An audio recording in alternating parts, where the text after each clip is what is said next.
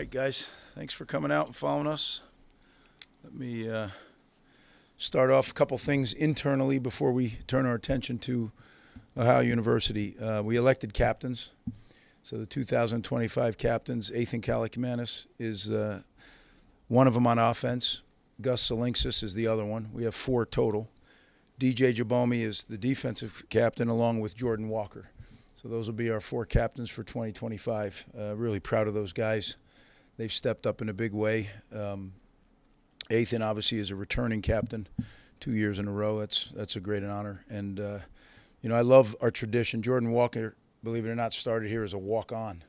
And now we have another walk-on captain that we can put on the wall outside the weight room there. It's a great tradition of walk-on players that have really realized their dreams here. And I think Jordan's going to have a great year and a great career, so excited for him. The other thing in our coaching staff, you probably see a familiar face out there. Isaiah Washington has come back to join us, and we're excited about that. So he's helping us as a player development assistant and doing a great job. So we're thrilled to have him back.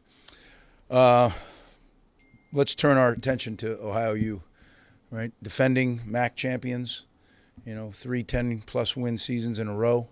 Certainly a program that has great tradition, great culture. That's what it's built on. It goes back to a long time, right, when Coach Solis was there, and now it's been passed on a few times. And, Coach Smith does a great job in watching, preparing for them. When he was the offensive coordinator, you could see his fingerprints all over it. And now as the head coach, I'm sure there'll be some things that he changes. But you could tell, plus we have Weave on our team, and Weave gives me the inside scoop about, not only what they're doing, but how they do it, and really very complimentary of the program. So, it's definitely a huge challenge. When you look at their offense, their quarterback is got remarkable numbers, right? He's over 2,000 yards, 2,400-plus yards throwing the ball. He's got over 1,000 yards running the ball, right? So that creates a dilemma of sorts. They're going to spread you out, and they're going to do +1 runs. They're going to do I shouldn't call them that. Runs that are a little bit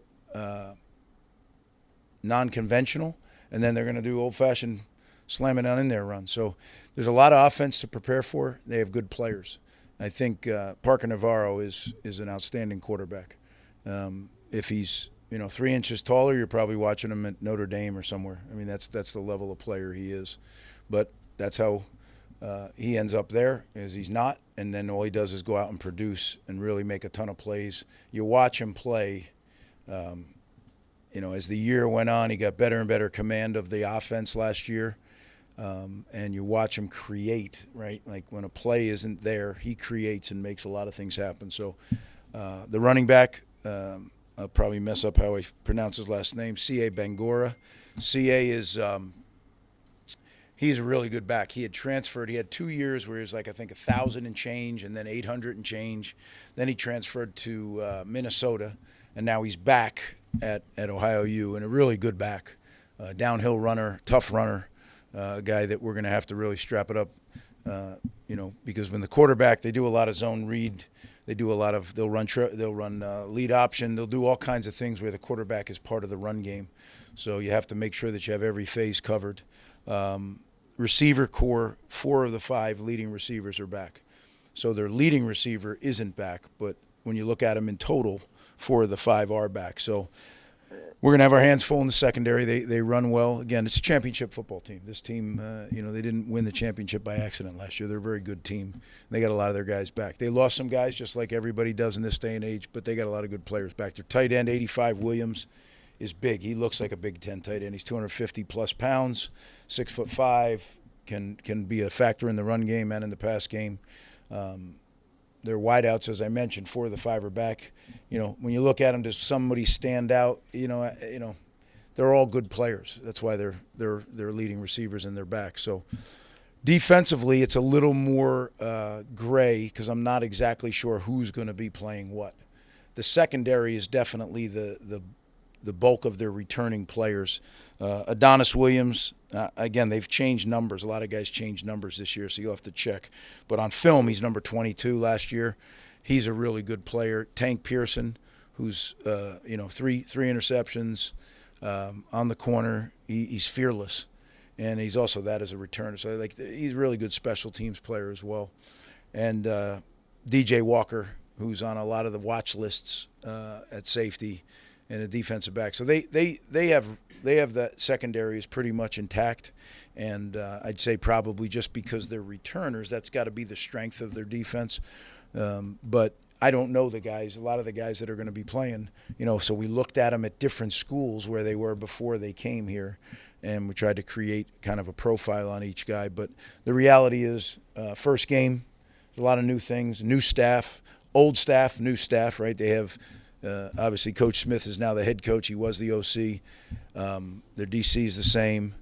But they brought in new coaches, and whenever you do that, you bring in new ideas. So there'll be things that we haven't seen. We just have to be ready for. But as it always goes, it's going to be about how we perform, right? And if that's good enough, then we win. And if it isn't, then we won't win. And that's really what it boils down to. So, with that, I'll open it up for questions. Coach, in this era of transfer portal, NIL, you've always talked about finding guys who come in with the right cultural fit. Ethan now 2 times a captain in his 2 years here. How did he fit in culturally, and did you think he would fit in quite like this, or did you think there would be an acclimation process when he came in 2 years ago? Well, yeah, I'm not going to sound like I knew, because the only reason I did know is Coach Shiraka had coached him, and Coach Shiraka had recruited him. So that's how I knew. I wouldn't have known it otherwise. But Coach was very confident that he would be exactly what we were looking for, right? Because remember, there were several guys in the portal, and we chose him, right? Like we looked at a bunch, we knew what we were. There was going to be a competition between Gavin and whoever we brought in, and we chose to go with Ethan. And boy, are we glad! I know I'm glad that we did.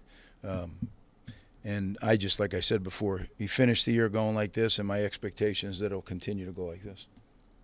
What are your thoughts on the change in focus for your team, going from straight training camp to preparing for an opponent? Yeah, I think it's real important. That's a great question, because I think sometimes if you're not careful, you won't have a clear break in the action. We always do. I learned this early in my career. We take 2 days where the players are away from the coaches after training camp. So when we come back, we start fresh. And, we had already started on Ohio, but then we take a couple days where the players go freshen up, and now they come back, and this is the second game week spent on Ohio. So we've spent a lot of time on Ohio. 2 full weeks will be spent on them before we play. But again, the unknown is what you don't. But making sure you switch gears from training camp mode to game week mode is very important. I think that's a great question. You mentioned it a little bit before, but what are some of these unique challenges that you face on a week 1 game, but especially a game against a new head coach? Well, it's kind of sort of a new head coach, right? Because he was the offensive coordinator. The defensive coordinator was there. So like that, where you really think is where the new guys, take a look at where the new staff members are from. What did they do really well there? Now, maybe that's something that they would implement into their scheme. If this guy who, a new coach comes in as an expert on something they did well, that's what I would do, right? If somebody's really good at something, I want to sit down and get clinicked on it, and then see if we can fit it into our package. Does it fit? So that's kind of what we've done. We spent a lot of time doing a lot of investigative work, because you don't know between the coaches that they brought in and the players that they brought in, trying to piece it together. But at the end of the day, we just got to go out and we have to play our brand of football, and there'll be some stuff we're not ready for. That's okay. We just got to adapt as the night goes on. Greg, big picture question. For the state of the program, what would you see as a step forward for this team and this program overall this year? Yeah. I mean, you've been with us for a lot of years, so you know that I don't get into this thing out here, right? To me, it literally is about us getting better every day, incremental improvement. Because as you know, sometimes you get better and it shows, and sometimes you get better and it doesn't show, depending on who the other team is on the sideline across from you. And what we need to make sure is that we get better every day, because we're getting better players each year. That I am convinced of.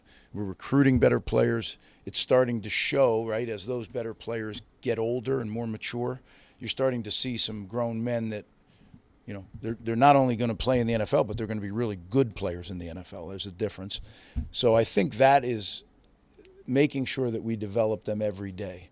And then where that puts us at the end of the year, I think as long as we don't have a catastrophe of injuries, we should have a really good football team if we get better every day by the end of the year. that's the goal. I like our team. I've said that before. I like our staff. We're not close to being where we will be, say, mid-season right now. That I can tell you, especially defensively. Defensively, we're a work in progress because we have new faces, we have new coaches.